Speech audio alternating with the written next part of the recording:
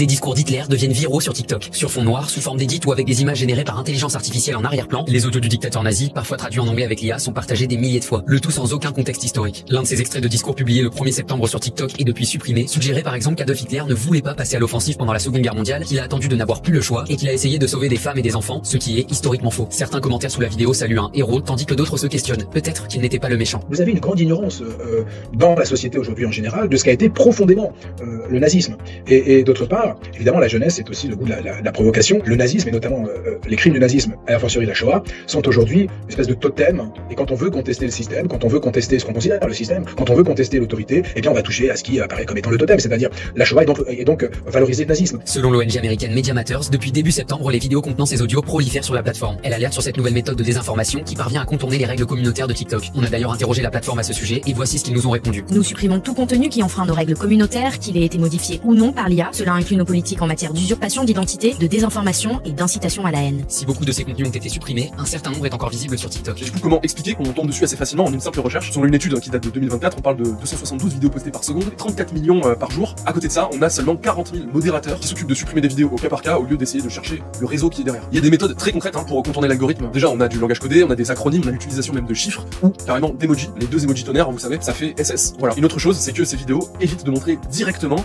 le visage d'Adolf Hitler. En France, l'apologie de crimes contre l'humanité est punie de 5 ans d'emprisonnement et de 45 000 € d'amende.